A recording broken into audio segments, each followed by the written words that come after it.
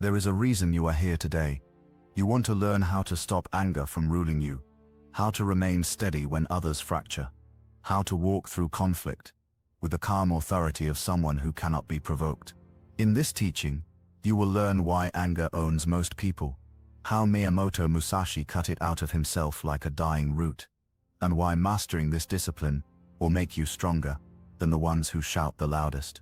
Stay until the end, because I will show you Musashi's deepest lesson, the one he revealed only in his final years, the method he used to make his mind untouchable. Now, there is a force inside you that rises quickly. It rises when you feel disrespected, when someone crosses a boundary, when life refuses to bend to your will. Most people call this anger. Musashi called it something different. He called it the movement of the untrained mind. To him, anger was not emotion. It was weakness in motion. Musashi understood something most people never realize. Anger is predictable. Predictable responses make you controllable. The moment someone knows how to make you react, they own your center. They can move you like a piece on a board. They can shift your focus, change your direction, steal your clarity. A man who can be provoked is a man who can be defeated. Musashi refused this kind of defeat. From his earliest duels, he saw that the fighters who raged the loudest, the ones who stormed forward with fury in their eyes, were always the easiest to manipulate. Their emotions telegraphed their next move. Their anger spoke louder than their sword. He wrote, "Do not engage with the small mind." And what is the small mind? It is the mind that reacts, the mind that clings, the mind that demands the world to behave as it wishes. Musashi trained himself to cut this demand at the root. He practiced stillness in motion. He watched without reacting. He stepped into conflict with the same expression he carried in meditation. And because of this, no opponent could read him. Stillness is a kind of invisibility. When you cannot be read, you cannot be controlled. This is what most people misunderstand about emotional mastery. The goal is not to become cold. The goal is to become unmoved. There is a difference. Coldness is a shield. Stillness is power. One hides fear, the other dissolves it. Musashi's discipline began with a single recognition. Anger does nothing except reveal where you are still weak. When someone insults you, your anger exposes your attachment to approval. When someone disrespects you, your anger exposes your attachment to identity. When life does not go your way, your anger exposes your attachment to control. Every outburst is a confession. You are not angry because the world is cruel. You are angry because some part of you still expects the world to be arranged around your comfort. Musashi saw this clearly. He cut comforts from his life. He walked alone. He lived without ornament or status, not because he wished to suffer, but because he wished to be free. The less he needed from the world, the less power the world had over him. And with every attachment he released, anger lost one more doorway into his mind. This is why Musashi's opponents feared him, not because of his strength, but because of his emptiness. A man full of anger is easy to defeat. A man empty of anger is impossible to read. Now, we go deeper into the turning point, the moment Musashi killed anger inside himself, and how his legendary duel revealed the psychology of a mind that cannot be provoked. But before we enter that next lesson, I want you to consider something Musashi asked of every student who sought his path.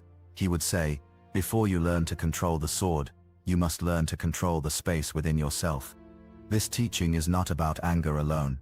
It is about reclaiming the inner territory you have unknowingly surrendered to others. If you stay, you will begin to see anger, not as an emotion to suppress, but as a map, pointing to the exact places your mind is still untrained. Once you can see those places clearly, you can begin the real work, the work that made Musashi untouchable.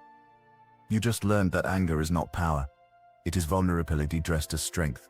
Now, we enter the moment Musashi proved this to the world, a moment that still echoes centuries later, not because of violence, but because of what he did not feel. There is a story from Musashi's youth. Few mention it, because it reveals how frightening a disciplined mind can become.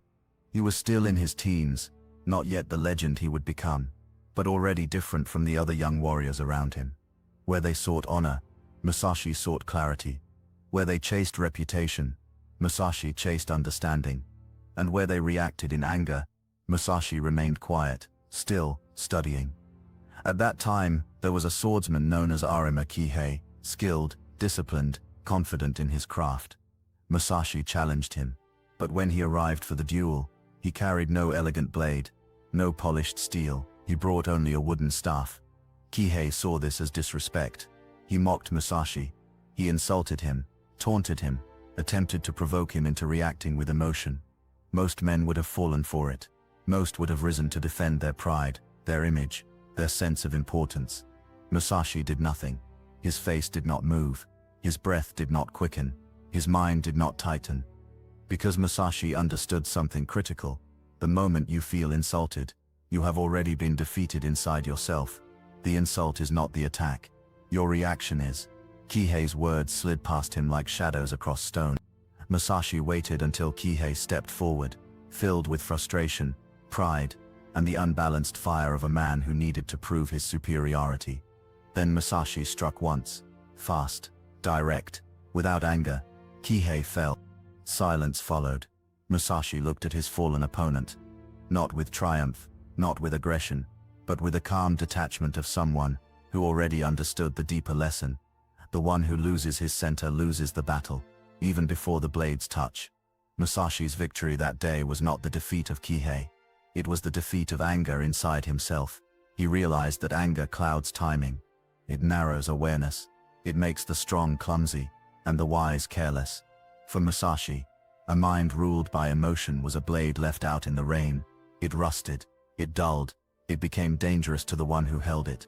Mastery required something else. A void, not emptiness as in nothingness, but emptiness as in total freedom from reaction. Musashi studied this void relentlessly.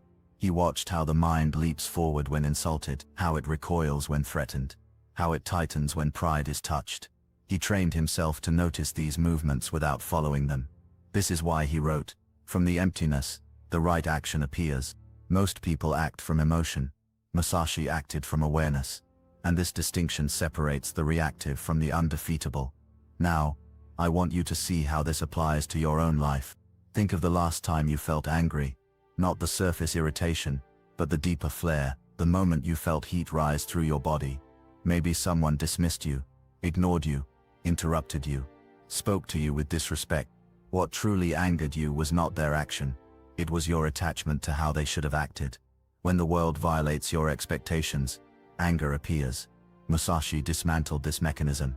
He removed his expectations of others. He removed his attachment to outcomes. He removed his dependence on comfort. He walked alone, slept in the dirt, carried only what he needed, because every attachment he released removed one more doorway where anger could enter. This is why a man like Musashi became terrifying to those who faced him, not because of speed, not because of strength, but because he had nothing inside him that an enemy could disturb. Imagine that, a mind so unreactive, so disciplined, that no insult finds an opening, no attack shakes your focus, no disrespect triggers your fire. This is the path you are stepping onto now. And in the final part, you will learn Musashi's greatest psychological strategy, how he used anger, not only to remain calm, but to unbalance his opponents before he ever lifted his sword.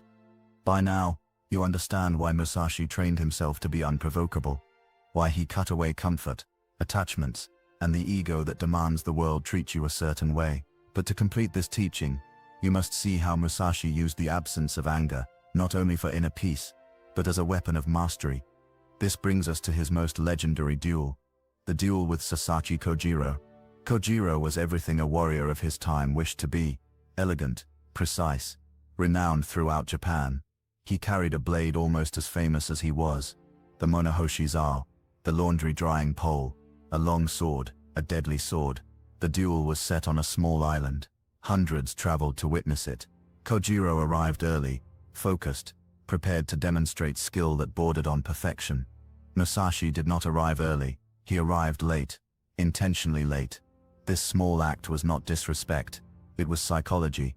Musashi understood what most warriors never learn. An angry opponent is already broken.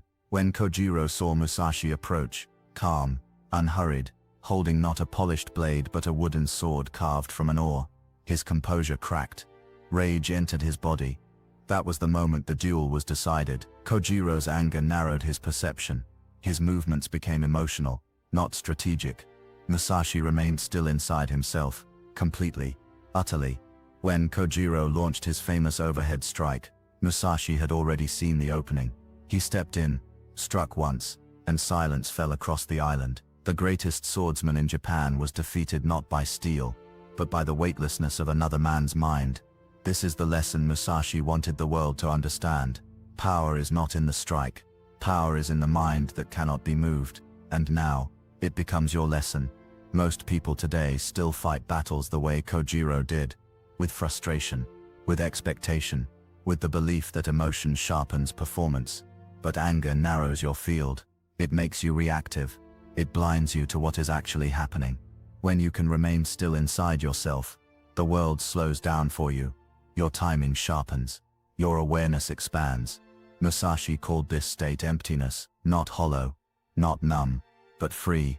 Free from the need to be right, free from the need to be respected, free from the need for others to validate your worth. A mind like this cannot be provoked. And when you cannot be provoked, you reclaim your energy, you reclaim your clarity, you reclaim your life. Now, if you wish to train this same discipline, begin with 3 practices Musashi lived every day. 1. Observe without reacting. When someone tries to provoke you, pause. Do nothing. Let their emotion reveal itself while you remain unmoved. 2. Release unnecessary expectations. Stop assuming others should behave as you prefer. When you release that grip, anger loses its roots. 3. Strengthen yourself through small hardships. Comfort weakens the mind. Discomfort strengthens it. Choose one difficulty a day, not to suffer, but to sharpen. This is how Musashi forged a mind no enemy could disturb. And this is how you become untouchable in your own life. There is one more lesson Musashi left behind. One that many overlook, but it is the key to making all of this real in your day-to-day life. Musashi taught that every moment of irritation, every flash of annoyance, every tightening of the chest, is not a failure. It is training. He believed the world itself was a dojo. When someone disrespects you, they are showing you where your ego is still alive. When plans fall apart, the universe is revealing where you still cling to control. When life moves in ways you did not choose, it is presenting the exact conditions needed to purify your mind. To Musashi, anger was not an obstacle to avoid. It was a teacher, a mirror. Every time it appeared, he studied it, traced its roots, and asked one question. What inside me still believes it must be defended? If you begin to ask yourself this same question, your anger will stop feeling like fire and start feeling like information. You will no longer be pulled by it. You will learn from it. And with each lesson, your mind becomes wider, your reactions become slower, and your presence becomes heavier in the room. This is the quiet influence of a person who cannot be provoked. Others feel it, even if you say nothing. It is the beginning of true mastery. As we close this teaching, let the stillness settle into you, and ask yourself this: where in your life are you still easy to provoke, and what would change if you no longer were? If you found value in this journey, subscribe for more teachings to guide your path. And as always, remember to stay in tune with your own mind frequency.